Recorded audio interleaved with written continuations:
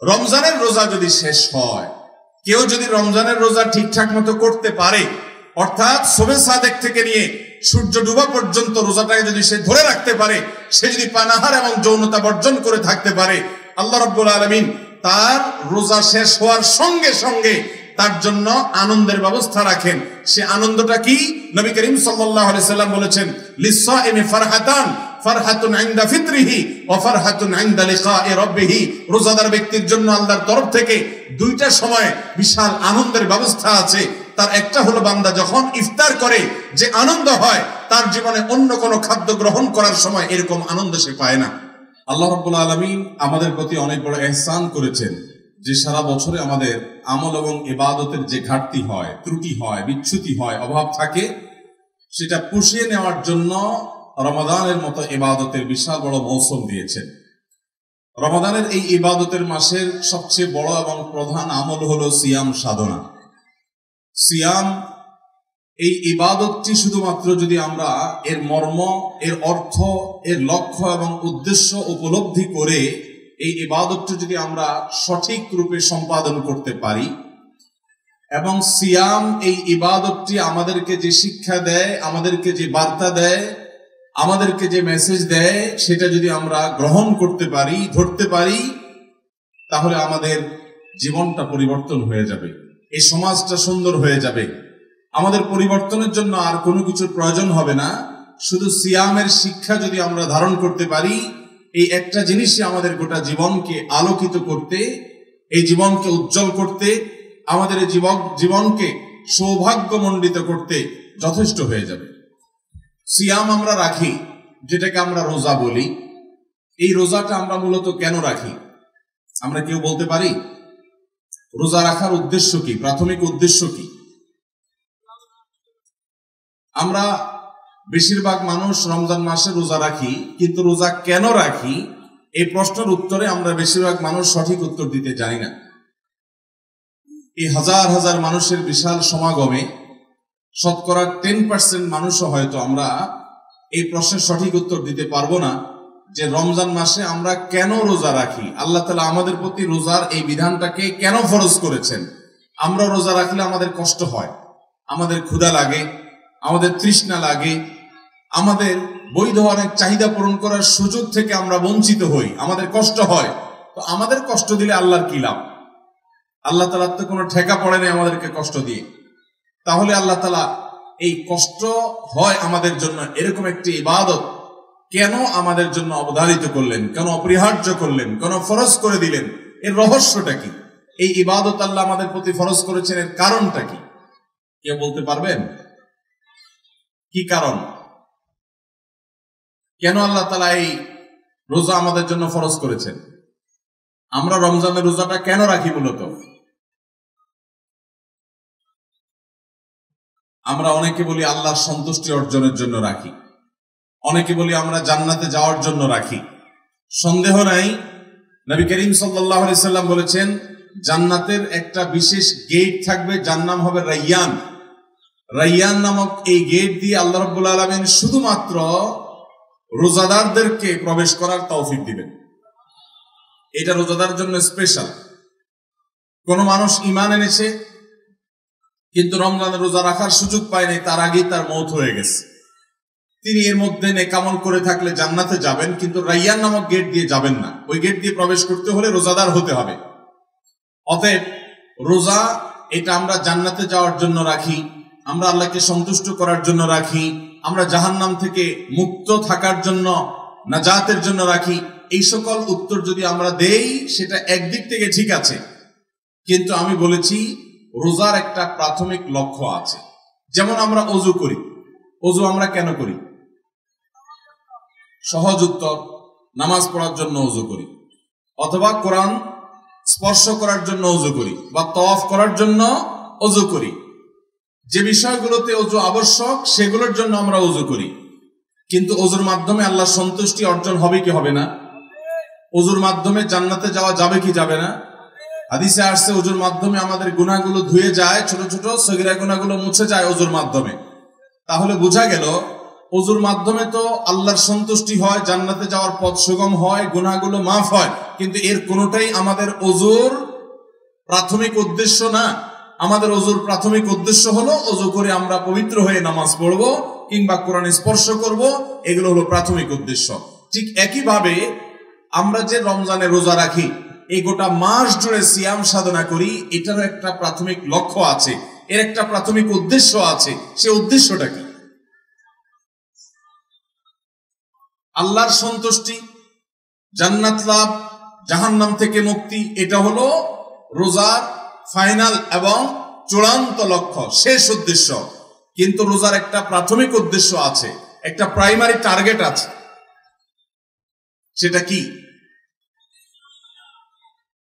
তাকওয়া অবলম্বন করা, মুত্তাকি হওয়া।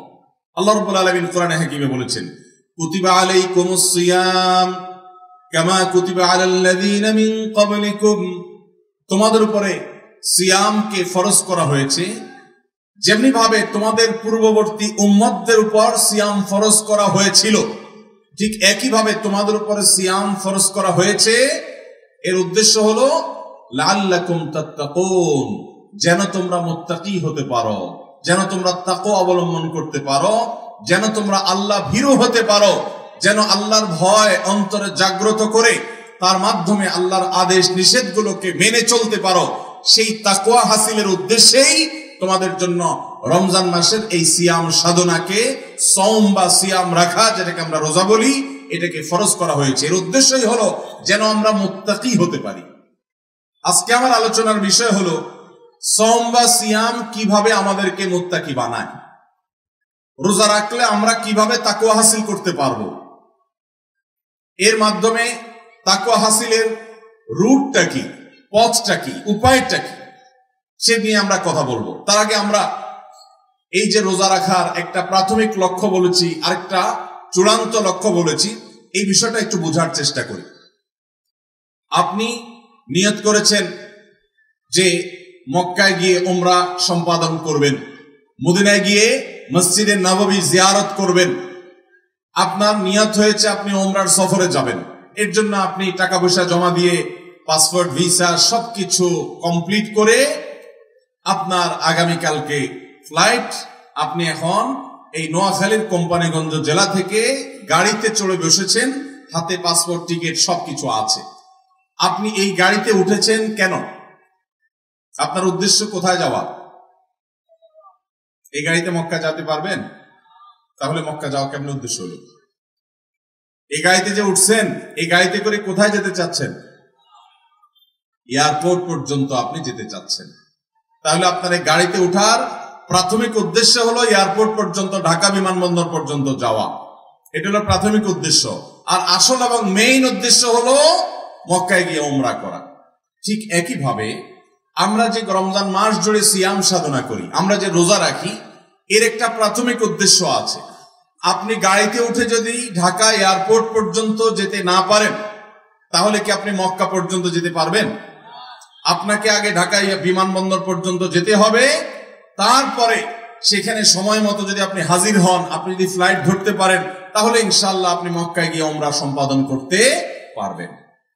ঠিক একইভাবে আল্লাহ সুবহানাহু ওয়া তাআলা রমাদান মাসে আমাদের জন্য যে সিয়াম অপরিহার্য করেছেন, ফরজ করে দিয়েছেন, এর প্রাথমিক উদ্দেশ্য হলো তাকওয়া অর্জন করা, মুত্তাকি হতে পারা। আমাদের সিয়াম যদি আমাদেরকে মুত্তাকি বানায়, আমাদের সিয়াম সাধনার মাধ্যমে যদি আমরা তাকওয়া চর্চা করতে পারি, তাহলে সিয়ামের প্রাথমিক লক্ষ্য হাসিল হলো, অর্জিত হলো। আর প্রাথমিক লক্ষ্য যদি অর্জিত হয়, ইনশাআল্লাহ সিয়ামের চূড়ান্ত লক্ষ্য আল্লাহর সন্তুষ্টি, জাহান্নাম থেকে মুক্তি, জান্নাতের রাইয়ান নামক গেট দিয়ে জান্নাতে প্রবেশ, এই সব কিছু অর্জিত হবে, হাসিল হবে শুধুমাত্র তখনই যখন আমরা সিয়ামের প্রাথমিক লক্ষ্য তাকওয়া অর্জন করতে পারবো। মোহতারাম হাজিরিন, তাহলে আমরা বুঝলাম যে সিয়াম বা রোজা যে আমরা রাখি রমজানে, এই রোজার একটা প্রাথমিক উদ্দেশ্য আছে আর একটা ফাইনাল উদ্দেশ্য আছে। প্রাথমিক উদ্দেশ্য হলো রোজার মাধ্যমে আমাদেরকে মুত্তাকি হতে হবে, আর ফাইনাল উদ্দেশ্য হলো রোজার মাধ্যমে আমরা মুত্তাকি হয়ে তাকওয়া অবলম্বন করার মাধ্যমে আল্লাহর সন্তুষ্টি অর্জন করে জান্নাত লাভ করতে হবে। আল্লাহ আমাদের সবাইকে সেই তৌফিক দান করুন। মোহতারাম হাজরিন, এবার আমরা আসুন বুঝি সিয়াম আমাদেরকে কিভাবে মুত্তাকি হতে সহায়তা করে। আল্লাহ সুবহানাহু ওয়া তাআলা রোজা রেখে আমাদেরকে কয়টা কাজ পরিহার করতে বলেছেন?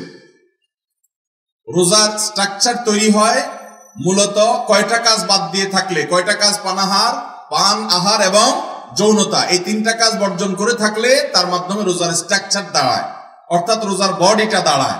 রোজা এটা বলা যায় যদি কোনো ব্যক্তি সুবহে সাদিক থেকে নিয়ে সূর্য অস্ত যাওয়া পর্যন্ত এই পুরো সময়টা পান আহার যৌনতা এই তিনটা জিনিস যদি সে বর্জন করে চলে, তাহলে সেক্ষেত্রে এই পুরো সময় জুড়ে এই তিনটা জিনিস থেকে সে নিজেকে যদি বিরত রাখতে পারে, এর মাধ্যমে সে রোজাদার, সে সিয়ামকারী, সে সায়েম, সে সওম পালনকারী ব্যক্তি হিসেবে বিবেচিত হবে।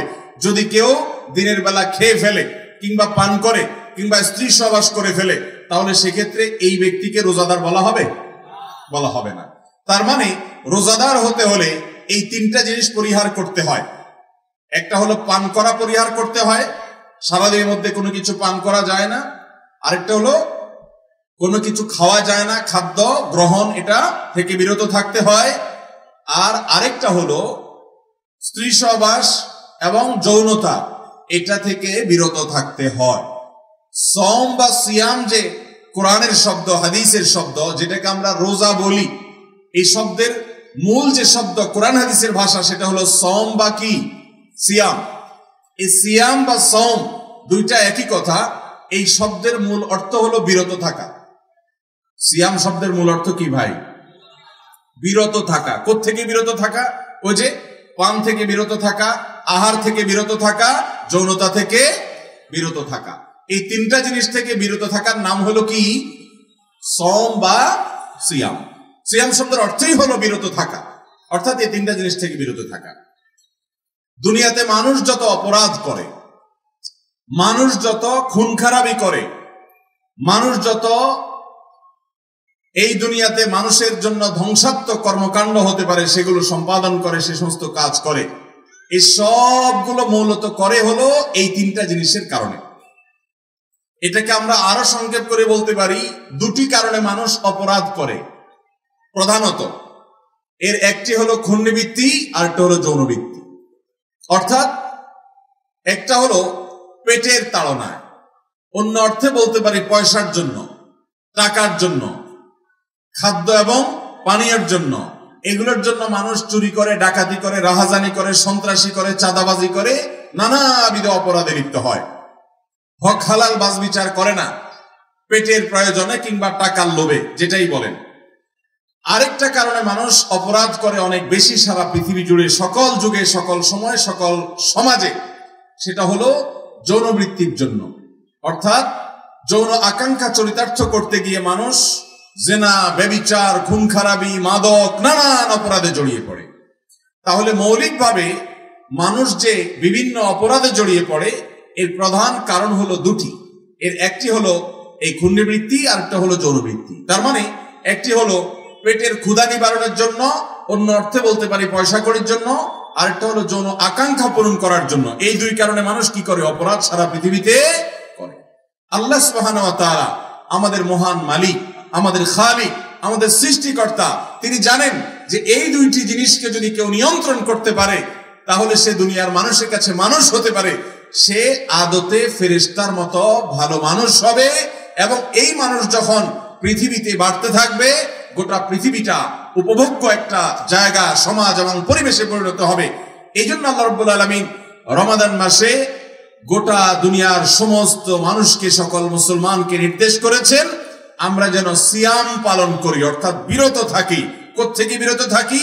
ওই যে পান আহার এবং যৌনতা থেকে বিরত থাকার প্রশিক্ষণ যেন আমরা গোটা মাস জুড়ে নেই, যাতে করে এই বিরত থাকার ট্রেনিং নিয়ে আমরা আমাদের সামগ্রিক জীবনে আমরা যেন বিরত থাকার সবক নিতে পারি, বিরত থাকার অভ্যাস গড়ে তুলতে পারি। এর মাধ্যমে কি হবে? ওই যে খুন্নিবৃত্তির প্রয়োজন দেখা দিয়েছে, টাকার লোভ আমার কোথাও হয়েছে, আমার কখনো যৌন আকাঙ্ক্ষা মিটাবার চাহিদা চরিতার্থ করার নেশা আমার মধ্যে জাগ্রত হয়েছে, এরকম যদি হয়, তাহলে সেই পরিস্থিতি থেকে বাঁচবার জন্য, সেটা থেকে রক্ষা পাওয়ার জন্য আল্লাহ রাব্বুল আলামিন আমাদেরকে একটা প্রশিক্ষণের ব্যবস্থা করেছেন, যে আমরা রমজান মাসে নিজেদের বলছিলাম আল্লাহ রাব্বুল আলামিন আমাদেরকে সিয়াম সাধনার মাধ্যমে আমাদের অর্থের লোভ এবং যৌন আকাঙ্ক্ষার কারণে মানুষের যে অপরাধ প্রবণতা, এটাকে নিয়ন্ত্রণ করতে চাইছিলেন। আজ গোটা দুনিয়াতে যে ভোগবাদী সভ্যতা প্রতিষ্ঠিত হয়েছে, ভোগবাদী এই সমাজ ব্যবস্থায়, ভোগবাদী এই দুনিয়ায় মানুষকে শুধু ভোগ করতে উৎসাহ দেয়। সকল মিডিয়া, সকল আয়োজন মানুষ কিভাবে ভোগবাদী হবে, কত বেশি ভোগী হবে, সেটার আয়োজন, সেটার ব্যবস্থাপনা শুধুমাত্র থাকে সেগুলোতে। আর ইসলাম মানুষকে ত্যাগ করতে শিখায়, নিয়ন্ত্রণ করতে শিখায়। ভোগ করার জন্য যোগ্যতার প্রয়োজন হয় না, পশু পাখিও ভোগ করতে জানে। ত্যাগ করার জন্য, স্যাক্রিফাইস করার জন্য, আত্মনিয়ন্ত্রণ করার জন্য মানুষকে আল্লাহ রাব্বুল আলামিনের কাছ থেকে তাকওয়ার ট্রেনিং নিতে হয়, সিয়ামের কাছ থেকে তাকওয়ার ট্রেনিং নিতে হয়, নিয়ে মানুষকে নিজেকে নিয়ন্ত্রণ করা শিখতে হয়। গোটা পৃথিবীতে আজ লাগামহীনতার এক জোয়ার চলছে। আল্লাহ রাব্বুল আলামিন চান আমরা আমাদের চাহিদার লাগামটাকে যেন টেনে ধরতে শিখি। সিয়াম আমাদেরকে সেই প্রশিক্ষণ দিয়ে থাকে। মোহতারাম হাজরিন, আপনি যখন রোজা রাখেন, রোজা রাখা অবস্থায় আপনার ক্ষুধা লেগেছে, আপনার পিপাসা পেয়েছে, আপনার হালাল টাকায় কেনা খাবারও আছে, হালাল টাকায় কেনা পানিও আছে, এদিকে আপনার ক্ষুধাও লাগছে, তৃষ্ণাও লাগছে। আপনি এমন কোন রুমে আছেন যে রুমে অন্য কোনো মানুষও নাই, কেউ দেখছেও না। এই অবস্থায় কোন রোজাদার ব্যক্তি কি খায়, পান করে? কেন? কারণ আল্লাহ রাব্বুল আলামিন রোজা রাখা অবস্থায় তাকে খাওয়া এবং পান করা, এই দুইটা জিনিসকে আল্লাহ তাআলা নিষেধ করেছেন। এই জন্য সে খায় না। একটা লোক আপাদমস্ত চিটার, বাটপার, প্রতারক, সবার সাথে দুই নম্বরই করে, সবার সাথে মিথ্যা কথা বলে, যখন তখন মিথ্যা কথা বলে, এই রকম চরিত্রের মানুষটাকেও দেখবেন রোজা রেখে অন্তত রোজার সাথে আল্লাহর সাথে দুই নম্বরিটা করে না। একটা আস্ত চোর, ডাকাত, বাটপার, দুর্নীতিবাজ, ঘুষখোর, সুদখোর, মদখোর, গাঁজাখোর, যত রকমের হারামখোর হতে পারে, এই মানুষটাও যদি রোজা রাখে, সে কি লুকায় লুকায় তার বাসায় গিয়ে কোন একটা রুমে দরজা বন্ধ করে পানি খাবে, জুস খাবে, কোনো কিছু খাবে? কেন খায় না? আল্লাহর ভয়ে খায় না। কারণ সে জানে আমি যে আল্লাহর জন্য রোজা রাখছি, এই বদ্ধ ঘরের মধ্যেও আল্লাহ আমাকে দেখছেন, বিধায় আল্লাহর কাছ থেকে লুকাবার কোনো সুযোগ নাই, সেজন্য সে খায় না, পান করে না। মোহতারাম হাজরিন, একটু লক্ষ্য করেন যে একজন মানুষ রোজা রেখে তিনি পান আহার করছেন না, তিনি যৌন আকাঙ্ক্ষা পূরণ করছেন না, চাহিদা পূরণ করছেন না, আল্লাহর ভয়ে, কেউ দেখছে না, তারপর তিনি সেটা করছেন না, এবং সেটা আল্লাহর ভয়ে নিজেকে নিয়ন্ত্রণ করছেন। এর মাধ্যমে মূলত এখানে বাঁশি এত আওয়াজ কেন ভাই, এত বিশৃঙ্খলা কেন বুঝলাম? সারাক্ষণ বাঁশি আওয়াজ আসছে। ভলান্টিয়ার ভাই একজন জানতো অতিরিক্ত বাঁশিদের নামাজ, কিন্তু সব ঠিক আছে, এত বাঁশি আওয়াজ হচ্ছে কেন? জি, আমার আশেপাশে কথা হলে আমি কথা বলতে পারি না ভাই, প্রচুর আওয়াজ হচ্ছে। বাঁশি টাশি বাজানো বন্ধ করেন আশেপাশে, অহেতুক বাঁশি বাজাচ্ছে না, কিন্তু সব ঠিক আছে দেখতেছি। জি ভাই, বলছিলাম যে একজন আপাদমস্তক চিটার বাটপার মানুষটাও যদি রোজা থাকে, রোজা রেখে সে কি চিটারি করে? এই জন্য আল্লাহ রাব্বুল আলামিন হাদিসে কুদসিতে বলেছেন, আস-সাওমু লি ওয়া আনা আজজি বিহি, রোজার ইবাদতটা বান্দা একান্ত আমার জন্য রাখে এবং এটাতে কোনো চিটারি বাটপারি কেউ করে না, ইখলাসের সাথে রাখে, মানুষের সামনেও রোজা রাখে, মানুষের অগোচরেও রোজা রাখে, পানাহার করে না। তো রোজা যেহেতু বান্দা আমার জন্য রাখে, আল্লাহ সুবহানাহু ওয়া তাআলা হাদিসে কুদসিতে বলেছেন, ওয়া আনা আজজি বিহি, আমি নিজে রোজার পুরস্কার প্রতিদান দান করব। ভাইরা আমার, এই রোজা আমাদেরকে কিভাবে মুত্তাকি বানায়, সুবহানাল্লাহ, অবাক করা বিষয়। আপনি রমজানের দিনের বেলায় খাবার আপনার সামনে আছে, পানীয় সামনে আছে, কেউ দেখছে না, আবার এদিকে আপনার চাহিদাও আছে, তারপরও আপনি খাচ্ছেন না, আপনি পান করছেন না। ঘুষখোর অফিসার সেও রোজা রেখে ওই ক্লায়েন্টের কাছ থেকে ঘুষ ঠিকই খায়। সুদখোর সে ঠিকই ঋণ দিয়ে সুদ খায়, কিন্তু রোজা রেখে যতই ক্ষুধা লাগুক সে কিন্তু কিছু খায় না, যতই পিপাসা লাগুক সে কিন্তু কিছু পান করে না। এর মানে কি? এর মানে হলো এই রোজা তাকে শিখাচ্ছে, রোজা তাকে একটা কথা বলছে, একটা বার্তা দিচ্ছে। কি? রোজা বলছে, ও রোজাদার, তোমার জন্য এই পানি পান করা হারাম না, এটা হালাল পানি, তুমি একটা হালাল টাকা দিয়ে কিনছো। তোমার সামনে যে খাবার আছে এটা কোনো শুকর কুকুরের গোশত না, এটা গরুর গোশত, এটা হালাল, এবং তুমি হালাল টাকা দিয়ে কিনে এনেছো। তোমার এই হালাল খানা, হালাল পানীয়টা পর্যন্ত তুমি গ্রহণ করছো না, যে আল্লাহর ভয়ে কেউ দেখছে না, তারপরে তুমি খাচ্ছ না, পান করছো না, যে আল্লাহর ভয়ে। এই রোজা, এই সিয়াম তোমাকে বলছে, ও আল্লাহর বান্দা, তোমার সামগ্রিক জীবনে, পুরো জীবনে তোমার বিভিন্ন সময় এরকম অনেক হারাম কাজ, অনেক গুনাহের কাজ, অনেক অবৈধ কাজ, অনেক নিকৃষ্ট লোভনীয় কাজ করার প্রয়োজন দেখা দেয়। তোমার মনে চায় ওই কাজটা করতে, তোমার মনে চায় ঘুষ খেতে, তোমার মনে চায় সুদ খেতে, তোমার মনে চায় বড়লোক হওয়ার জন্য হারাম পথে যেতে, তোমার মনে চায় জেনার দিকে পা বাড়াতে, তোমার মনে চায় হারাম রিলেশন করতে, তোমার মনে চায় কোথাও বদমেজাজ হয়েছে, মাথা গরম হয়েছে তো একজনকে দুটা গালি দিতে, তোমার মনে অনেক কিছু এরকম চায়। আবার তুমি চাইলে সেটা করতে পারো, সেই ক্ষমতাও তোমার আছে, সেই সুযোগও তোমার সামনে আছে। কিন্তু আল্লাহ রাব্বুল আলামিন যেহেতু নিষেধ করেছেন, সেজন্য তোমার মনে চাওয়া সত্ত্বেও আর ওই কাজটা করার সুযোগ থাকা সত্ত্বেও তুমি করবে না। এই শিক্ষাটা, এই বার্তাটা প্রতিদিনের রোজা, প্রতিদিনের সিয়াম, প্রতি বছরের সিয়াম প্রতিবার আমাদেরকে দিয়ে যায়, যে বান্দা, তোমার পান, তোমার আহার, তোমার যৌনতা, এগুলো বর্জন করার মধ্যে আল্লাহর কোনো স্বার্থ নাই, আল্লাহর কোনো লাভ নেই, আল্লাহর কোনো ঠেকা পড়ে নেই। আল্লাহ তোমাকে শেখাতে চাচ্ছেন যে তুমি পান আহার বর্জন করেছো, তুমি যৌনতা বর্জন করেছো, তোমার হালাল বৈধ স্ত্রীর সাথে সহবাস, এটা থেকে তুমি বিরত থাকছো, তোমার হালাল খানা, হালাল পানীয় তুমি গ্রহণ করছো না, যে আল্লাহ তাআলা নিষেধ করেছেন তার ভয়ে। মানুষের সামনেও করছো না, পেছনেও করছো না, তোমার ক্ষুধা থাকলেও করছো না, ক্ষুধা না থাকলেও করছো না। অতএব তোমার কাছে ঘুষ খাওয়ার সুযোগ আসবে, তোমার কাছে সুদ খাওয়ার সুযোগ আসবে, তোমার কাছে হারাম করার সুযোগ আসবে, মাস্তানি করার সুযোগ আসবে, গুন্ডামি করার সুযোগ আসবে, ক্ষমতার অপব্যবহার করার সুযোগ আসবে, দাপট দেখানোর সুযোগ আসবে, অন্যায় করার সুযোগ আসবে, এবং তোমার মনেও চাইবে। কিন্তু তুমি যদি ইমানদার হও, তোমার রোজা কিন্তু তোমাকে শিক্ষা দিয়ে গেছে যে আল্লাহর ভয়ে তুমি হারামের পথে পা বাড়াবে না। যেভাবে আল্লাহর ভয়ে তুমি পান করো নাই, আল্লাহর ভয়ে তুমি আহার করো নাই, আল্লাহর ভয়ে তুমি যৌনতা বর্জন করে চলেছো, ঠিক একইভাবে তোমার সামগ্রিক জীবনে সকল হারাম কাজ থেকে বেঁচে থাকবে। এই শিক্ষাটাই তোমাকে রমজান দিয়ে থাকে, এই শিক্ষাটাই তোমাকে রোজা দিয়ে থাকে। মোহতারাম হাজরিন, সৈয়দ আবুল হাসান আলী আন-নদভী রাহমাতুল্লাহি আলাইহি ভারতবর্ষের অনেক বড় একজন মনীষী ছিলেন। মুসলিম বিশ্বের নোবেল খ্যাত বাদশাহ ফয়সাল অ্যাওয়ার্ড পুরস্কার তিনি প্রাপ্ত হয়েছেন। মাত্র 17-18 বছর বয়সে মাজা খাসিলার আলম বিন হাদাতুল মুসলিমিন নামক বই, মুসলমানদের পতনে পৃথিবীর কি ক্ষতি হলো, বিশ্ববাসীর কি ক্ষতি হলো, এই বই লিখে গোটা আরব দুনিয়া মাফ করে দিয়েছেন। এরকম একজন ক্ষণজন্মা মনীষী ছিলেন সৈয়দ আবুল হাসান আলী আন-নদভী রাহমাতুল্লাহ আলাইহি। তিনি রমজানের রোজা সম্পর্কে বলতে গিয়ে চমৎকার একটা বিষয় তুলে ধরেছেন। তিনি বলেছেন, রোজার দর্শন বোঝার জন্য আমাদেরকে বুঝতে হবে আমাদের জীবনে দুই ধরনের রোজা আছে। কয় ধরনের রোজা? দুই ধরনের রোজা আছে। একটা রোজা হলো আয়তনে ছোট, আরেকটা রোজা হলো আয়তনে অনেক বড়।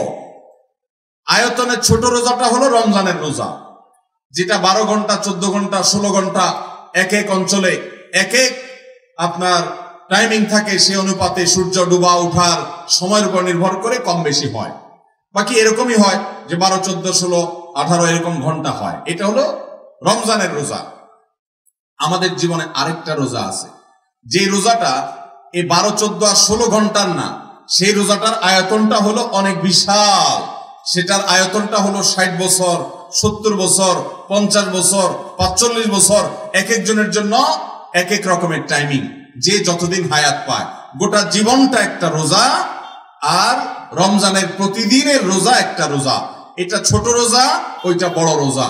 আল্লাহ রাব্বুল আলামিন আমাদেরকে ছোট রোজা দিয়েছেন যাতে বড় রোজা কিভাবে রাখতে হয় সে ট্রেনিং, সে প্রশিক্ষণ, সে শিক্ষা, সে দার্স, সে বিষয়টি যেন আমরা এখান থেকে শিখতে পারি।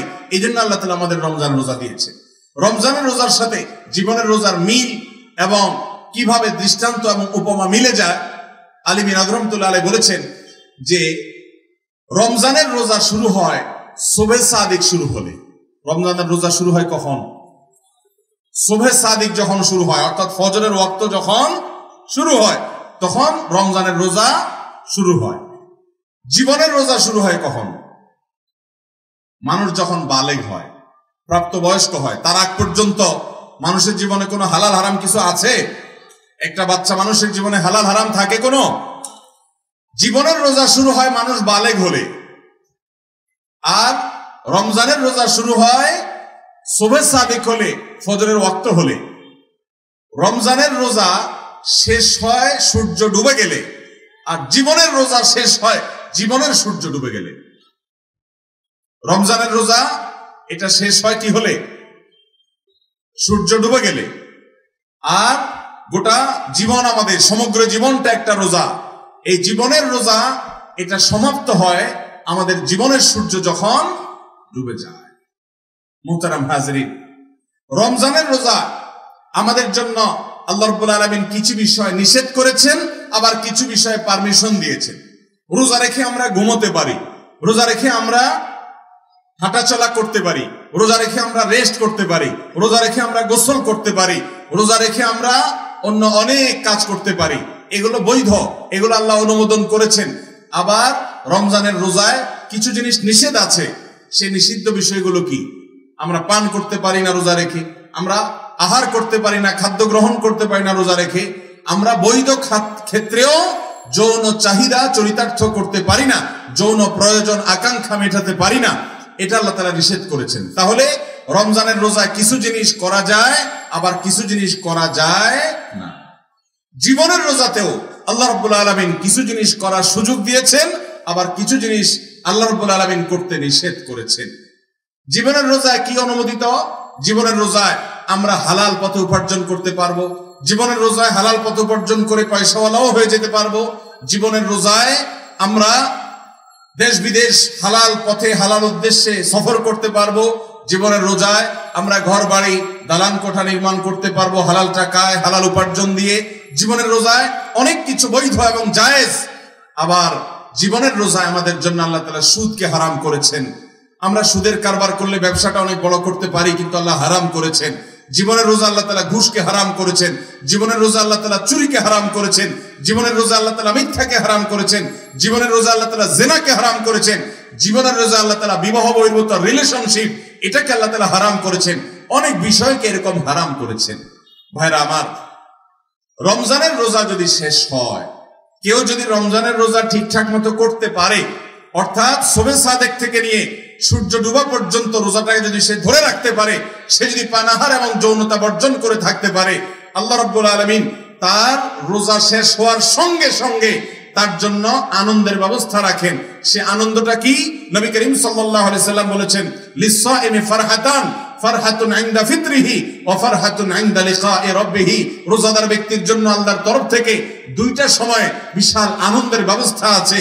তার একটা হলো বান্দা যখন ইফতার করে যে আনন্দ হয়, তার জীবনে অন্য কোনো খাদ্য গ্রহণ করার সময় এরকম আনন্দ সে পায় না।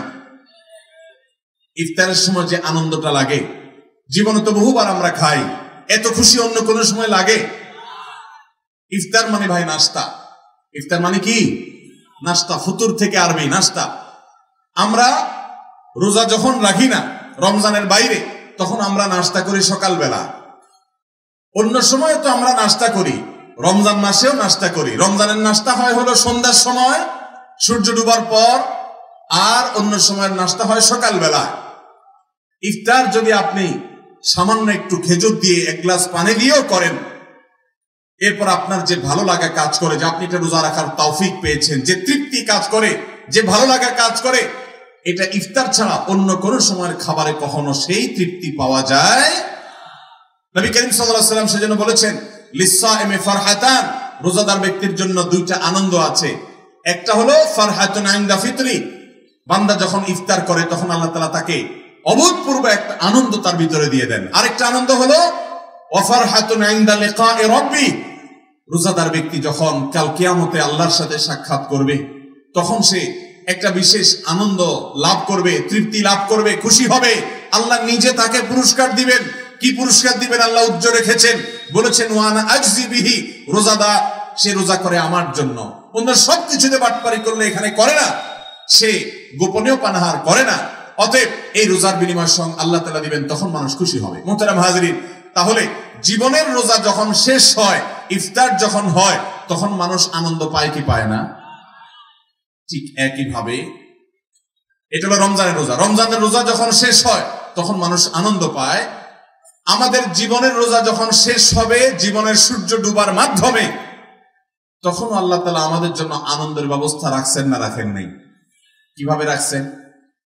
জীবনের সূর্য যখন ডুবে যায়, কোন ব্যক্তি যদি জীবনের রোজাটা ঠিক মতো রাখতে পারে, অর্থাৎ আল্লাহর প্রতি ঈমান আনে, তাকওয়ার উপরে চলে, হারামকে না বলার মতো ঈমানি শক্তি নিয়ে জীবনে যদি চলতে পারে, মুত্তাকি হয়ে যদি জীবনটাকে কাটাতে পারে, এই লোকটার জীবন শেষে, তার জীবনের সূর্য ডুবে যাওয়ার পর, জীবনের রোজা শেষ হওয়ার পর আল্লাহ রাব্বুল আলামিন কোরআনে কারিমে একাধিক জায়গা আমাদেরকে জানিয়েছেন যে ইন্নাল্লাযীনা ক্বালু রাব্বুনাল্লাহ সুম্মা ইসতাকামু তাতানাজ্জালু আলাইহিমুল মালাইকা, আল্লাহ তাআলার পক্ষ থেকে ফেরেশতারা আসেন জীবনের সূর্য ডুবার সময়, এসে আল্লাহর এই বান্দা যে জীবনের রোজা রাখতে পারছে, হারাম থেকে বাঁচছে, আল্লাহর ফরজ কাজগুলো করছে, তাকে ওয়েলকাম করার জন্য ফেরেশতারা আসে এবং মৃত্যুর সঙ্গে সঙ্গে জান্নাতি নেয়ামত দিয়ে তাকে পরিপূর্ণ করে। জান্নাতের সাথে কানেকশন শুরু হয়।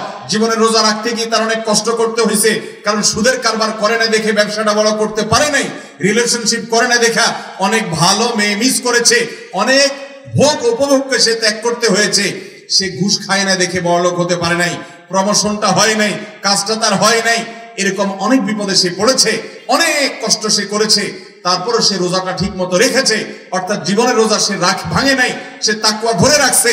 তার জীবনের সূর্য যখন ডুবে গেছে, আল্লাহ তাআলার ফেরেশতারা এসে তাকে অভিবাদন জানানো শুরু করেছে। ঠিক যেমন রমজানের রোজা যদি কেউ ভালোভাবে রাখতে পারে, তার নেয়ামত যেমন ভাবে হয়। এই জিনিসটা বোঝার জন্য আরেকটা উপমা লাগবে। আমরা আমাদের পরিবারগুলোতে, মুসলমান পরিবারগুলোতে, আমাদের ছোট ছোট ছেলে মেয়েরা যখন রমজান মাসে রোজা রাখে, এই রোজা রাখার পর দেখবেন ছেলে মেয়ে সবাই তো একরকম হয় না। কিছু কিছু ছেলে মেয়ে আছে, যত কষ্ট হয় হোক সে রোজা রাখবেই রাখবে, আছে না নাই? এই বাচ্চাদেরকে দেখবেন যে সে ভোর রাতে উঠে সাহরি খাবে, এই জন্য অনেক সময় রাত্রে ঘুমাইতে চায় না, মা বাবার কাছে বায়না ধরে আমাকে উঠাবা কিনা বলো, আছে না না এরকম ছেলে মেয়ে? মা বাবা যদি উঠায় সাহরি খাওয়ায়, দুই ভাই ধরেন, দোনো ভাইকে উঠাই দিছে মা বাপ, দোনোজন রাতে সাহরি খাইছে। সাহরি খাওয়ার পর সকাল 10টা, 11টা, 12টা, 1টা যখন বাজে, বেলা যখন আস্তে আস্তে গড়াতে থাকে সামনের দিকে, এর মধ্যে একটা ছেলে, সে তার চেহারাটা আস্তে আস্তে ফ্যাকাশে হতে থাকে, মুখটা শুকাইতে থাকে, ক্ষুধা বাড়তে থাকে, পিপাসা বাড়তে থাকে। বাচ্চা মানুষ দৌড়ে দৌড়ে ছুটাছুটি করে, ক্ষুধাও বেশি লাগে, পিপাসাও বেশি লাগে, অস্থিরতাও লাগে। মা বাপ দেখে, দাদা দাদি দেখে যে বাচ্চাটার চেহারা আস্তে আস্তে শুকায় যাচ্ছে। তখন তাকে যদি বলে যে তুমি তো ছোট মানুষ, রোজা ভেঙে ফেলো, কিছু কিছু বাচ্চা আছে বলে না আমি রোজা ভাঙবো না, আছে না নাই? আবার কিছু বাচ্চা আছে যে বলাও লাগে না, তার আগে বলে না আমি রোজা রাখবো না। মা বাপ যদি বুঝায়, দাদা দাদি যদি বুঝায় যে আর একটু সবর করো, বলে না আমার আর কষ্ট সহ্য হচ্ছে না, আমার খানা দাও। এরকম কিছু বেসবর পোলাবেন আছে না নাই? যদি 10টা, 11টা, 12টা বা 1টা, 2টা বাজে, ওই দুই ভাইয়ের মধ্যে বেসবর ভাইটা রোজাটা ভেঙে ফেলে, তাহলে সে ভেঙে ফেললে তার ক্ষুধা দূর হয়ে যাবে, তার পিপাসা দূর হয়ে যাবে, সে খাবে, পান করবে, এটা ঠিক, সে একটু সুখ পাবে। আর যে রোজা রাখবে সে কিন্তু কষ্ট করবে, তার কিন্তু সুখ হবে না, ঠিক না ঠিক? কিন্তু যে রোজা ভাঙে সে কি পায়? মুসলমানের ঘরে দুপুরে 10টা, 11টা, 12টা বাজে কি ধরনের খানা থাকে বলেন? আমার প্রশ্ন বুঝেন না আপনারা? মুসলমানের ঘরে রমজানে দিনের বেলায় 12টা, 1টা বাজে কি খানা থাকে? রাত্রি বেলায় যে ভাতগুলো বেঁচে গেছে, পানি ঢেলে দেওয়া হয়েছে, পান্তা ভাত থাকে বা বাসি ভাত থাকে। তরকারি কি থাকে বলেন? মাছের ভালো ভালো টুকরাগুলা পেটির পেটি সব শেষ হয়ে লেঞ্জা, কাঁটা, মাথা, কান, এ জাতীয় যেগুলা থাকে বাসা, সেগুলো থাকে, ঠিক না বেঠিক? ভালোগুলো তো সব সারিতে খেয়ে ফেলে। গোস্ত যদি রান্না হয় তাহলে ভালো ভালো গোস্তগুলা সব শেষ হয়ে হাড্ডি টাড্ডি, ঝোল টোল এগুলা থাকে। যেই ছেলেটা সবর নাই, তার বেসবর হওয়ার কারণে রোজা সে ভেঙে ফেলছে, না রোজা ভেঙেই ছাড়বে, সে রাখতে পারবে না, তার ধৈর্য কুলাইলো না, সে রোজা ভেঙে ফেললো, সে কিন্তু খায়, তার ক্ষুধা কিন্তু দূর হয়, তার তৃষ্ণা কিন্তু মিটে যায়, কিন্তু সেটা মিটে হলো ওই বাসি ভাত দিয়ে আর বাসা তরকারি দিয়ে। ঠিক না ঠিক? রোজা ভাঙতে গেলে কি মা বাপ তার জন্য 5 পদের শরবত বানায় বসে? কারণ রোজায় ভাঙে ফেলবি যখন, তো বাসি টাসি খেয়ে কোন রকম যান বাসা। ঠিক না ঠিক? আর যেই ছেলেটা কষ্ট মষ্ট করে রোজাটা রাখে, খেয়াল করেন, রোজাটা রাখার পরে এই বেচারা যখন বিকাল 3টা-4টা পার হয়, চেহারাটা আরো শুকায় যায়, মুখটা ছোট হয়ে আসে, ছোট মানুষ আর পারে না, কষ্ট হয়ে যায়। একবার দাদার কাছে যায়, একবার দাদির কাছে যায়, একবার মার কাছে যায়, একবার বাবার কাছে যায়, সবাই শুধু আদর করে। দাদা বলে, দাদা ভাই এই তো শেষ, আর অল্প, আসরের আজান হয়ে গেল, এরপরে দেখতে দেখতে মাগরিব হয়ে যাবে, একটু কষ্ট করো। দাদির কাছে গেলে বলে, দাদি যাও মসজিদে যেতে যেতে দেখবা আস্তে আস্তে মাগরিব রক্ত হয়ে গেছে, এই তো শেষ, আর অল্প একটু। এরপর আস্তে আস্তে মা ইফতার বানানো শুরু করে, ছোলা, পেঁয়াজি, বেগুনির গ্রান বাইর হতে থাকে, শরবতের গ্রান আসতে থাকে। যে ছেলেটা রোজা রয়েছে কষ্ট করে, এতক্ষণ কষ্ট করছে, এখনো মুখটা শুকনা, এখন আস্তে আস্তে ইফতার যখন রেডি হয়ে গেছে টেবিলে, সবাই চারপাশে বসছে, যে ছেলেটা রোজা আছে ওকে আদর করে একবার দাদা কোলে নেয়, একবার দাদি কোলে নেয়, একবার মায়ে কোলে নেয়, একবার বাপে কোলে নেয়, আর যেটা রোজা ভেঙে ফেলছে ওইটারে কে কোলে নেয়? কেউ কোলে নেয়? ওইটার অবস্থা কি হয়? কি হয় আমি বলি। ওইটার অবস্থা হয় হলো, ধরেন যদি গ্রামের পরিবেশ হয়, তো ওইটাকে সে যখন দেখে, হায় রে আজকে তো খাবারের টেবিলে দেখা যাচ্ছে 4-5 পদের শরবত, প্রতিদিন এত শরবত হয় না, যেহেতু আজকে ওই যে বাচ্চাটা রোজা আছে এই জন্য মা বাড়ায়রা বানাইছে, দাদা বাহির থেকে আরেক আইটেম নিয়ে আসছে, বাপে আরেক আইটেম নিয়ে আসছে, আজকে তো খাবার আর খাবারের পশা গ্রান গ্রান আর গ্রান মোহিত হয়ে যাচ্ছে, গ্রানের সৌরভে, খাবারের সৌরভে গ্রানে মোহিত হয়ে গেছে। যেটা রোজা ভেঙে ফেলছে আশেপাশে যদি গুড়গুড় করে, বসা তো পরের কথা, আশেপাশে যদি গুড়গুড় করে, দাদা এক ধমক দেয়, দাদি এক ধমক দেয়, তোর এখানে কি? হাঁস মোরগ ধর, তোর এখানে কি? পিচ্ছিটা ডিস্টার্ব করতেছে, ওরে কোলে নে, তোর এখানে কি? তুই জলদি যায় ম্যাচ নিয়ে মন নিয়ে, যদি কারেন্ট চলে যায়। ঠিক না ঠিক? যেটা রোজা ভাঙে ওটার সাথে আচরণ হয় কি হয় না? আর যেটা রোজা রাখে, আজানটা শুধু হওয়ার বাকি, সবাই সান্ত্বনা দেয়। দাদা বলে, বাবা ভাই রে আর এই তো 10 মিনিট, আর 5 মিনিট, আর 3 মিনিট, আর 2 মিনিট, এই আজান দিল। আজানটা দেওয়ার সাথে সাথে সবাই নিজের মুখে আগে দেখবা না দেখ, ওই পিচ্চির মুখে কেউ শরবত দিচ্ছে, কেউ খেজুর দিচ্ছে, কেউ পেঁয়াজি দিচ্ছে, কেউ একটা ফল আগায় দিচ্ছে, কে কেমনে খাওয়াবে সবাই অস্থির হয়ে যাচ্ছে। সবাই আদর করে শুধু খাওয়ায় আর খাওয়ায়, আনন্দ আর আনন্দ, আদর আর আদর, যত্ন আর যত্ন, কদর আর কদর হতে থাকে পিচ্ছি। আর ওই যে পিচ্ছিটা রোজা ভেঙে ফেলছে, ওই বেচারা মুরগির পিছে পিছে, খোয়ানের পিছে পিছে, হাঁসের পিছে পিছে, দোকানে ম্যাচ আনতে গিয়ে, কিংবা আপনার ওই সে মোমবাতি আনতে গিয়া, কিন্তু কিংবা ছোট বাচ্চাটা দুধের বাচ্চাটা লাত্তি খাইতে খাইতে শেষ। ঠিক না ঠিক? যেটা রোজা আছে এই বাচ্চাকে সবাই খাওয়াইতে খাওয়াইতে খাওয়াইতে, ও যখন বলছে না আর পারবো না, আর খাবো না, এবার সবাই নামাজ কালাম পড়তে গেলে, যেটা এতক্ষণ পর্যন্ত পিচ্ছির লাত্তি খাইছে, হাঁস মোরগের পিছনে পিছনে দৌড়াইছে, ওইটা এবার সবাই খাইয়া যাওয়ার পরে টেবিলে বাসা যেগুলো আছে সেগুলো হালকা পাতলা, ওই দুপুরে একবার বাসিটা খাইছে, এখন আবার বাসাটা তার কপালে পড়ে। ঠিক না ঠিক? হ্যাঁ আমার জীবনের রোজা,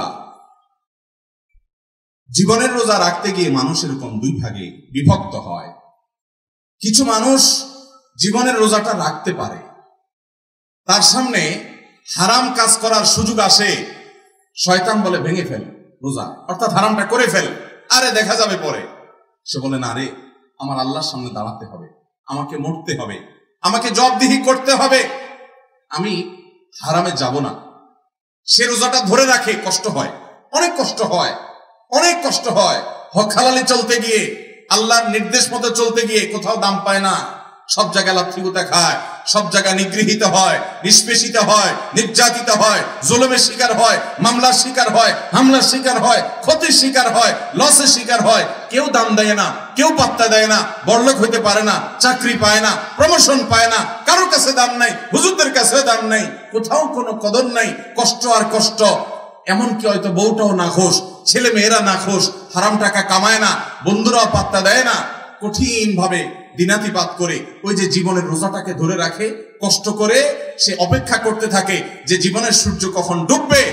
রমজানের রোজা যেরকম ইফতার শুরু হলে যেরকম আনন্দ শুরু হয়, জীবনের রোজার সূর্য এটা যখন ডুবে যাবে, জীবনটা যখন শেষ হবে, প্রাণ যখন বের হয়ে যাবে, মৃত্যু যখন হয়ে যাবে, তখন তো আমার জন্য আল্লাহর ফেরেশতারা ওই দাদা দাদি মা বাবার ভূমিকা হয়ে তারা এসে সান্ত্বনা দিতে থাকবে, আল্লাহ খাউফুন আলাইহিম ওয়ালা হুম ইয়াহজানুন, যে হে ঈমানদাররা যারা ঈমান এনেছো, ঈমানের উপরে অটল অবিচল থেকেছো, ইস্তেকামত তোমাদের মধ্যে ছিল, সরল সঠিক পথে চলে, হালাল পথে ছিলে, হারাম পথে যাও নাই, জীবনের রোজাকে ভাঙতে দাও নাই যারা, আল্লাহ খাউফুন আলাইহিম ওয়ালা হুম ইয়াহজানুন, আল্লাহর ফেরেশতারা ওই জীবনের সূর্য ডুবার আগ মুহূর্তে এসে বলে, কোনো টেনশন নাই, কোনো পেরেশানি নাই, কোনো চিন্তা করবেন না, আপনি বরং জান্নাতের সুসংবাদ গ্রহণ করেন, আবশিরু বিল জান্নাতিল্লাতী কুনতুম তুআদুন, বরং সুসংবাদ গ্রহণ করুন, সারা জীবন যে জান্নাতের কথা কোরআনে শুনেছেন সেই জান্নাতে এখন প্রবেশ করতে যাচ্ছেন, জীবনের সূর্য ডুবতে যাচ্ছে আপনার, এক্ষুনি আপনি জান্নাতে চলে যাবেন। তারা এসে তাকে প্রবোধ দিতে থাকে, সান্ত্বনা দিতে থাকে, তার জীবনের সূর্য ডুবে যায়, আল্লাহ তাআলা তার কবর থেকে, বারজাখী জীবন থেকে জান্নাতি নেয়ামত তাকে দিতে শুরু করেন, সে সেটা উপভোগ করতে থাকে। ওই রোজাদার বাচ্চা যেরকম রোজা রক্ষা করে, ইফতার তার শুরু হয় আনন্দের শুরু, এবং তার সূর্য ডুবার সাথে সাথে আনন্দ শুরু হয়ে যায়। এই লোকটারও জীবনের সূর্য ডুবার পর তার জীবনের ইফতার, তার আখিরাতের ইফতার, তার কবরের বারজাখী জীবনের জান্নাতের নিয়ামতের মাধ্যমে শুরু হয়, অনন্ত অসীম কালে সে যাত্রায় সে প্রবেশ করে। আর যে আল্লাহর বান্দা জীবনের রোজা ভেঙে ফেলছে, হারাম কাজ করার সুযোগ আসছে করে ফেলছে, 2 নম্বর কাজ করার সুযোগ আসছে করে ফেলছে, জেনা করার সুযোগ পাইছে করে ফেলছে, যেখানে যেটা পাইছে সেখানে সেটা করে ফেলছে, জীবনের রোজাকে ভেঙে খান খান করে ফেলেছে, টুকরা টুকরা করে ফেলেছে, রোজাকে আর রাখে নাই। এই আল্লাহর বান্দা যখন মৃত্যুবরণ করে, নবী করিম সাল্লাল্লাহু আলাইহি সাল্লাম বলেছেন, তার জীবনের সূর্য যখন ডুবে, তখন ওই রোজা ভাঙা বাচ্চার মতো তাকে এরকম তাড়া মারতে থাকে ফেরেশতারা, একজন থেকে আরেকজনের দিকে, আরেকজন থেকে আরেকজনের দিকে, এক একজন এক এক দিকে ধাক্কা দিতে থাকে, এবং তার শাস্তি হতে থাকে, তার জাযা, তার তিরস্কার সে পেতে থাকে, তার কর্মের ফল সে পেতে থাকে। যদি সে ঈমানদার হয় তাহলে কিছুকাল শাস্তি হওয়ার পর, ওই যে বাচ্চাটা যেরকম বাসি নেয়ামত পায়, কিছুকাল শাস্তির পর, জাহান্নামে পড়ার পর যদি ঈমানটা থাকে, তাহলে ওই একটা সময় সেও জান্নাতে পাবে, কিন্তু সেটা অনেক পরে। ওই ছেলেটা যেরকম রোজা ভাঙার কারণে খানা পাইছে ঠিক আছে, সেটা অনেক পরে। ঠিক একইভাবে জীবনের রোজা যে ভেঙে ফেলে, সে যদি ঈমানদার থাকে হয়তো জান্নাত পাবে, কিন্তু জাহান্নামে কয়লা হওয়ার পরে, বহুকাল পড়ার পরে, বহুকাল শাস্তি পাওয়ার পরে। ভাইরা আমার, এই জন্য রমজানের রোজা এটা আমাদেরকে জীবনের রোজার সম্পর্কে বারবার সতর্ক করে, আমাদেরকে মেসেজ দেয়, আমাদেরকে বার্তা দেয় যে রমজানের এই রোজা কিন্তু ছোট রোজা, তোমাদের গোটা জীবনটা কিন্তু একটা রোজা। এই রোজার যেরকম শুরু আছে তোমার জীবনের রোজারও শুরু আছে, এই রোজার যেরকম শেষ আছে তোমার জীবনের রোজারও শেষ আছে। এই রোজা যেরকম কিছু জিনিস করা যায়, কিছু জিনিস যায় না, তোমার জীবনের রোজা তো আল্লাহ তাআলা কিছু জিনিস করার অনুমতি দিয়েছেন আর কিছু জিনিস করার অনুমতি দেন নাই। এই রোজা ভেঙে ফেললে তার পরিণতি যেরকম খারাপ হয়, তোমার জীবনের রোজা যদি ভেঙে ফেলো, যারা জীবনের রোজা ভেঙে ফেলে, যারা বড় রোজা ভেঙে ফেলে, হারাম কাজ করে ফেলে, দুনিয়াতে একটু সুখে থাকে, একটু বাড়ি গাড়ি করে, একটু মানুষের কাছে দাম পায়, ওই যে এই দাম পাওয়াটা হলো ওই ছোট বাচ্চাটা রোজা রেখে ফেলছে, সে যেরকম বাসি খাবার খায়া শান্তি পায়, দুনিয়ার এই পুরা সমস্ত নেয়ামত আখিরাতের নেয়ামতের তুলনায় বাসি খাবারের চাইতেও আরো অধম, আরো নিকৃষ্ট, সেটা সে ভোগ করে। কিন্তু আসল নেয়ামত যেটা ইফতারের পরে হবে, জীবনের সূর্য ডুবার পরে হবে, জান্নাতের নেয়ামত হবে, ওই বাচ্চা যেরকম বঞ্চিত হয়, ওই তাজা নেয়ামত থেকে এই কপাল পোড়া বঞ্চিত হয়। ভাইরা আমার, আল্লাহ তাআলা আমাদেরকে রমজানের রোজার শিক্ষা গ্রহণ করার তৌফিক দান করুন। রমজানের রোজা থেকে জীবনের রোজার শিক্ষা আল্লাহ তাআলা আমাদেরকে গ্রহণ করার তৌফিক দান করুন। ভাইরা আমার, রোজার মাস পাওয়ার পরও অনেক কপাল পোড়া আছি আমরা, আল্লাহর কাছ থেকে গুনাহগুলো মাপ চাইয়ে নিতে পারি না, জান্নাতটা নিজের করে নিতে পারি না। জাহান্নামে আমার কর্মকাণ্ডের কারণে তালিকা হয়তো চলে গেছে জাহান্নামীদের মধ্যে, আমি সেখান থেকে নামটা কাটায়া জান্নাতীদের মধ্যে নাম লেখানোর জন্য বিরাট বড় সুযোগ রমজান মাস, আমরা অনেকে সেটা পারি না। আপনারা একটা হাদিস শুনেছেন, নবী করিম সাল্লাল্লাহু আলাইহি সাল্লাম বলেছেন, যে রমজান যখন শুরু হয় সুফিরাতিশ শায়াতিন, শয়তানকে শৃঙ্খলাবদ্ধ করা হয়। শয়তানকে আল্লাহ তাআলা আটক করে ফেলেন। কেন করেন জানেন? আল্লাহ তাআলা শয়তানকে কেন আটকান রমজান মাসে? বলতে পারেন কেউ? কেন আটকায়? একটা উপমা নেন। আমাদের বাসা বাড়িতে আমাদের ছেলে মেয়েরা প্রায় সময় পিঠাপিঠি যখন হয়, ভাই বোন পোলাপান মারামারি করে কি করে না? হাতাহাতি করে কি করে না? সাধারণত পিচ্চিটা বড় ভাইয়ের সাথে গন্ডগোল করে, পারবে না বড় ভাইয়ের সাথে, তাও করে। এই গন্ডগোল করতে গিয়ে প্রত্যেকবার বড়টার হাতে পিচ্চিটা মাইর খায়, ঠিক না বেঠিক? তাও তেড়ামি করে, আবার মাইর খায়। এরপরে যখন মাইর খেতে খেতে ভূত হয়ে যায়, এরপরে ব্যয় ব্যয় করে কাঁদে, আর কোনো উপায় নেই, ঠিক না বেঠিক? বারবার একই কাহিনী হতে থাকে, একই কাহিনী হতে থাকে। এবার পিচ্চিটা এসে বাপ মার কাছে এসে কাঁদাকাটি করে, ও আমাকে মারছে, ও আমাকে ধাক্কা দিছে, ও আমাকে থুতু মারছে, ও আমাকে হান করছে, তান করছে। যখন কানটা জ্বালাফালা করে ফেলে, বাপ মারও মায়া হয় যে হায় রে, ও তো বড়টার সাথে পারে না, সবসময় বড়টা ওকে কুপকাত করে ফেলে, পরাস্ত করে ফেলে। এই জন্য মা বাপ মায়া করে অনেক সময় বড়টারে ধরে। বড়টারে মা বাপ কি করে? দুই হাত ধরে, ধরে মাথাটা নিচে করে কোলের মধ্যে রেখে পিচ্চিটাকে ইশারা দেয়, তুমি এবার প্রতিশোধ নাও। পিচ্চিটা তখন ওই চান্সে পিঠের উপরে কয়েকটা মেরে তার মনের ঝাল মিটাই ফেলতে পারলে, এবার মা বাবা আবার পিচ্চিটা ইশারা দেয়, পালায় যাও, নাই হয়ে যাও। নাই হয়ে গেলে এবার বড়টার অনেক সময় আস্তে করে ছেড়ে দেয়। হয় কি হয় না? এটার উদ্দেশ্য হলো পিচ্চিটা তো বড়টার সাথে পারে না, এই জন্য ওকে মাঝে মধ্যে একটু বিজয়ের আনন্দ, তৃপ্তি, এটা মা বাপ দিতে চান। অনেক ফ্যামিলিগুলোতে এই ধরনের পরিবেশ তৈরি হয়। আমাদের মধ্যে মানুষ এবং ইবলিস জন্ম কার আগে? শয়তানের জন্ম আগে না মানুষের জন্ম আগে? তাহলে শয়তান বড় আর আমরা ছোট।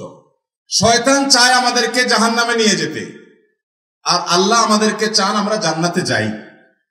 যদিও আল্লাহ রাব্বুল আলামিনের সাথে শয়তানের কোনো কম্পিটিশন নেই, শয়তানের সৃষ্টি আল্লাহ স্রষ্টা, কিসের কম্পিটিশন? কিন্তু শয়তান আমাদেরকে জাহান্নামে নিতে চায়, আর আমাদের যাওয়া উচিত জান্নাতে।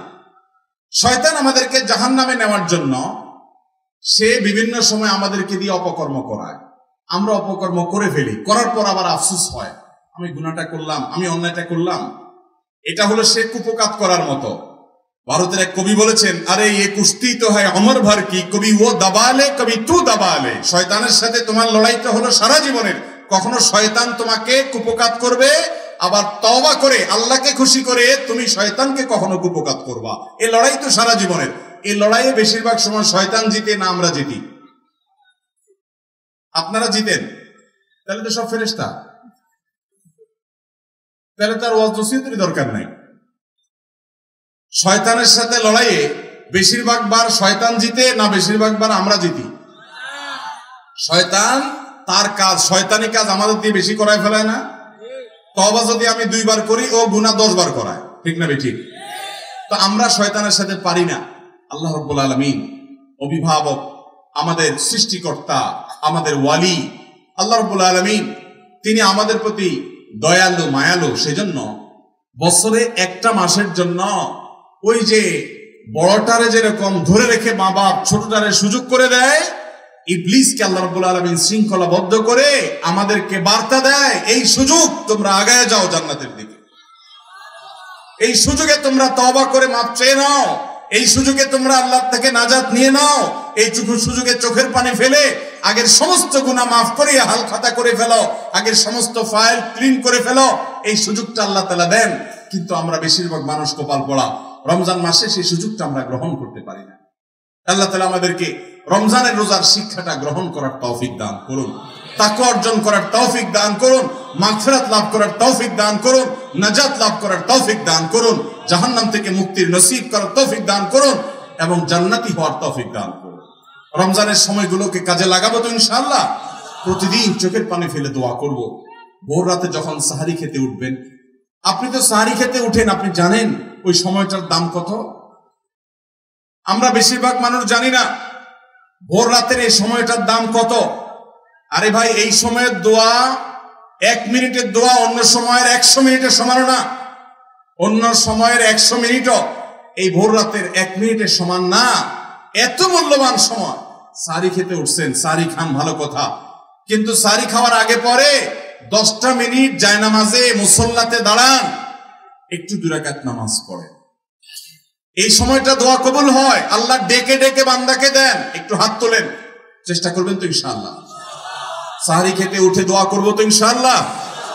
আপনার বাসার এক কোনায় চলে যাবেন, একটু আলো আধারিতে চলে যাবেন, সেখানে গিয়ে বসে আল্লাহর কাছে একটু কথা বলবেন। সিজদা চলে যাবেন, সিজদা গিয়ে আল্লাহর সাথে একটু মন খুলে কথা বলবেন। আল্লাহ, আমি অনেক গুনাহ করেছি, আল্লাহ আমি অনেক পাপিষ্ঠ। শুনেছি আপনার রাসূল জানিয়েছেন যে এই মাসে নাকি আপনি অনেক পাপিষ্ঠকে মাফ করে দিবেন। আল্লাহ, আপনি নাকি অনেক জাহান্নামে যাদের নাম চলে গেছে জাহান্নামী তালিকাভুক্ত, তাদেরকে মুক্ত করে জান্নাত দিয়ে দিবেন, আপনি নাকি ওয়াদা করেছেন। আল্লাহ, আমাকে একটু তাদের মধ্যে শামিল করে দেন। আল্লাহ, আপনি দিলে আপনার কোনো অভাব হবে না। আল্লাহর সাথে একটু কথা বলা, মুনাজাত করা ভোর রাতে করার চেষ্টা করবো তো ইনশাআল্লাহ? ঘরের এক কোনায় চলে যাবেন, সাহারিটা আগে আগে খেয়ে শেষ করবেন, আজানের এখনো 15 মিনিট বাকি। চলে যান এক কোনায়, উযু করে দাঁড়ায় যান 2 রাকাত নামাজে, চলে যান সিজদায়, একটু দোয়া করেন। নিরিবিলি জায়গা যদি বাসায় না থাকে, ছাদে চলে যান, মসজিদে আগে চলে যান, এক কোনায় চলে যান। এই সময়ের 10টা মিনিট অন্য সময়ের ঘন্টাকে ঘন্টার চাইতে মূল্যবান। চেষ্টা করবো তো ইনশাআল্লাহ? ভাইরা আমার, সিয়াম আমাদেরকে হারাম ছাড়া প্রশিক্ষণ দেয়। সিয়াম আমাদেরকে বলে তোমার যা মনে চায় তা করতে পারবা না। অনেক অবৈধ কাজ করার সুযোগ আসে, তোমার মনেও চায়, কিন্তু করা যাবে না। কারণ যে তুমি রোজা রয়েছো, রোজা রেখে তুমি ট্রেনিং নিয়েছো যে পানি থাকলেই পান করা যাবে না, খাদ্য থাকলেই খাওয়া যাবে না, ক্ষুধা থাকলেই খাওয়া যাবে না, আল্লাহর ভয়ে বেঁচে থাকতে হবে। এই বিষয়টাকে সামগ্রিক জীবনে অ্যাপ্লাই যেন করি, সেই শিক্ষাটাই রমজানের রোজা আমাদেরকে দেয়। আল্লাহ আমাদেরকে সেই শিক্ষা গ্রহণ করার তৌফিক দান করুন।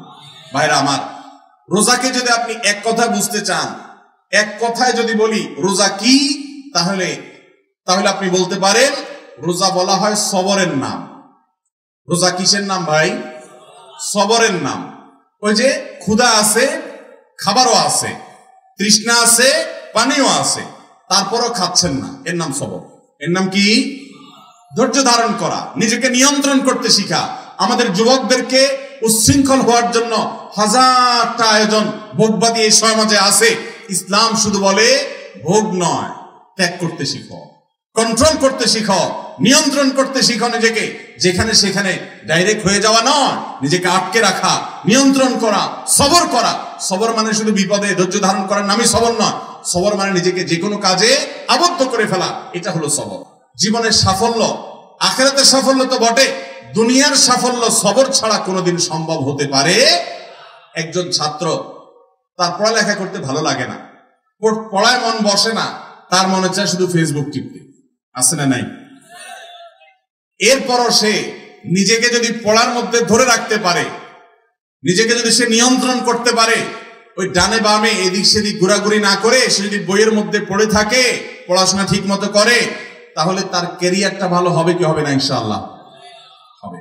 তাহলে সবর করলে তার জন্য ভালো কিছু অপেক্ষা করে। একজন মানুষ ব্যবসা শুরু করেছে, সে ব্যবসা করতে গিয়ে যদি ধৈর্য ধারণ করতে পারে, তাহলে সে সাইন করে। আর যদি ধৈর্য ধারণ করতে না পারে, ব্যবসা একটা শুরু করছে, আজকে একটা কাস্টমার নাই দেখে কালকে আরেকটা, এরপরের দিন আবার আরেকটা, এক কাস্টমারের সাথে 2 কথাতে 3 কথা বেশ কম হয়েছে, ঘুষি মেরে দিছে, দোকান শুদ্ধ বন্ধ, জেলে চলে গেছে, ব্যবসা লাডে উঠছে। ঠিক না ঠিক? যদি কোনো ব্যবসায়ী সবর না করে, সে সফল ব্যবসায়ী হতে পারে? স্বামী স্ত্রীর জীবনে, দাম্পত্য জীবনে সবর না থাকলে তারাও সুখী হতে পারে না। চুনের থেকে নুন খসলেই যদি বউকে তালাক মেরে বসে থাকেন, গায়ে হাত তুলে বসে থাকেন, জুলুম করে বসে থাকেন, দাম্পত্য জীবনে সুখ হবে? অনেক কিছু মনের বাইরে হবে, সহ্য করতে হবে, তাহলে সুখ পাওয়া যাবে। এভাবে গোটা জীবনের প্রত্যেকটা পরতে পরতে, প্রতিটা স্তরে স্তরে আপনি দেখবেন সবর ছাড়া মানুষ কখনো সুখী হতে পারে। রোজা আমাদেরকে সেই শিক্ষা দেয়, বান্দা তুমি সবর করতে শিখো। তোমার সামগ্রিক জীবনে সব ক্ষেত্রে তোমাকে সবর করতে হবে। ও যুবক, সমস্ত তোমার বন্ধুরা সব হারাম সম্পর্ক রিলেশন করে, অনেক মেয়েদের সাথে বিবাহ বহির্ভূত সম্পর্ক জড়িয়ে যায়, সবাই হারাম আনন্দ ফুর্তি করে। তোমার মন চায়, সুযোগও আছে, কিন্তু তোমাকে সবর করতে হবে, তোমাকে অপেক্ষা করতে হবে বৈধ স্ত্রীর জন্য। হারাম পথে উপার্জন সবাই করে, তুমিও চাইলে করতে পারো, করার প্রয়োজনও তোমার হয়তো আছে, আবার সুযোগও আছে, কিন্তু না, সবর করো, নিজেকে দূরে রাখো, একটু অপেক্ষা করো। সবর করতে কষ্ট হয়, কিন্তু সবর করার পর সবুরে মেওয়া ফলে। সবুরে মেওয়া কি সাথে সাথে ফলে? সবুরে মেওয়া ফেলতে হলে অপেক্ষা করা লাগে, ধৈর্য ধারণ করা লাগে। আল্লাহ আমাদের সবাইকে সেভাবে ধৈর্য ধারণ করার তৌফিক দান করুন। তাহলে ভাইরা আমার, গোটা জীবন জুড়ে আমরা এই সিয়াম সাধনার মাধ্যমে এখান থেকে শিক্ষা গ্রহণ করে তাকওয়ার চর্চা, হারাম কাজ ছাড়ার চর্চা, এটা ট্রেনিং, এটার অনুশীলন, এটার রিহার্সেল, এটার প্রশিক্ষণ, এটার শিক্ষা এবং দার্স আমরা রমজানের রোজা থেকে গ্রহণ করব ইনশাআল্লাহ। চেষ্টা করব তো সবাই? এবং রমজানের এই রোজা থেকে শিক্ষা নিয়ে আমাদের জীবনের সামগ্রিক জীবনের যে রোজা আছে সেটাতে আমরা এটাকে অ্যাপ্লাই করব। রমজানের রোজার সাথে জীবনের সামগ্রিক রোজার একটা অমিল আছে। সেই অমিলটা হলো, রমজানের রোজা যদি ভেঙে যায়, রমজানের রোজা যদি ভেঙে যায়, সেটাকে আর জোড়া লাগানো যাবে? যাবে না, সেটা কাজা করা যাবে, কিন্তু এই রোজাটা আর জোড়া লাগানো যাবে। কিন্তু জীবনের রোজা যদি ভেঙে যায়, আপনি কখনো গুনাহ করে ফেলেছেন, হারাম করে ফেলেছেন, রোজাটা ভেঙে গেছে জীবনের, এটা জোড়া লাগানো যায়। আর সেই জোড়া লাগানো আঠার নাম কি? তওবা। সেই জোড়া লাগানো আঠার নাম কি? আপনি যদি গুনাহ করার পর তওবা করেন, তওবা বুঝেন ভাই? তওবা শব্দের অর্থ হলো ফিরে আসা। তওবা শব্দের অর্থ কি ভাই? ফিরে আসা। মানে আমি একটা হারাম সম্পর্কে ছিলাম, ছেড়ে আমি হালালে আসলাম। আমি অবৈধ উপার্জন করতাম, ওটা ছেড়ে এখন হালাল পথে আসলাম। এই ফিরে আসাটার নাম হলো তওবা। শয়তানের গোলামি করতাম, আল্লাহর কাছে ফিরে আসলাম। আল্লাহ বলেছেন, ওয়া আনিবু ইলাল্লাহ, তোমরা আল্লাহর দিকে ধাবিত হও, আল্লাহর দিকে ফিরে আসো। ফাফিরু ইলাল্লাহ, তোমরা আল্লাহর দিকে ভাগো, শয়তান তোমাদেরকে জাহান্নামে নিবে। নবী করিম সাল্লাল্লাহু আলাইহি ওয়াসাল্লাম বলেছেন, তোমরা জাহান্নামে পতঙ্গের মতো, পোকার মতো আগুনে যেরকম ঝাঁপ দিয়ে পড়ো, তোমরা সেরকম ঝাঁপ দিয়ে পড়ো। হারামের হাতছানি তোমাদেরকে ডাকছে, চতুর্দিকে হারাম। শিক্ষা প্রতিষ্ঠানে যাবেন, ব্যবসা বাণিজ্য করতে যাবেন, চাকরি বাকরি করতে যাবেন, বিদেশে যাবেন, চাষাবাদ করতে যাবেন, সমাজে বসবাস করতে যাবেন, রাজনীতি করতে যাবেন, যেখানে যাবেন হারামের হাতছানি। হারাম ছাড়া কোথাও টিকা কঠিন হয়ে যায়, সবাই ঝাঁপ দিয়ে সেদিকে চলেও যায়। কিন্তু নবী সাল্লাল্লাহু আলাইহি ওয়াসাল্লাম বলেছেন, আমি তোমাদের কোমর ধরে ধরে শুধু টানি জাহান্নাম থেকে বাঁচাবার জন্য। এটাই নবীদের ডিউটি। আলেমরা সেই ডিউটিটা পালন করেন। এই ডিউটি পালন করার পর অল্প সংখ্যক মানুষ বাঁচতে পারে, এই লোকগুলো জান্নাতি হয়। আর বেশিরভাগ লোক গড্ডালিকায় এবং স্রোতে গা ভাসিয়ে দেয়, তারা জাহান্নামী হয়। আল্লাহ আমাদেরকে জান্নাতি হওয়ার তৌফিক দান করুন। আমরা রমজানের রোজা থেকে তওবার শিক্ষা গ্রহণ করব তো ইনশাআল্লাহ। আমরা রমজানের রোজা থেকে সবরের শিক্ষা গ্রহণ করব তো ইনশাআল্লাহ। আমরা রমজানের রোজা থেকে তাকওয়ার শিক্ষা গ্রহণ করব তো ইনশাআল্লাহ। আল্লাহ আমাদের সবাইকে মুত্তাকি হওয়ার তৌফিক দান করুন, সিয়ামের উদ্দেশ্যকে বুঝার তৌফিক দান করুন, সিয়ামের উদ্দেশ্য হাসিল করার তৌফিক দান করুন। রমজান শেষে যেন আমি মুত্তাকি হতে পারি, সেই তৌফিক আল্লাহ তাআলা দান করুন।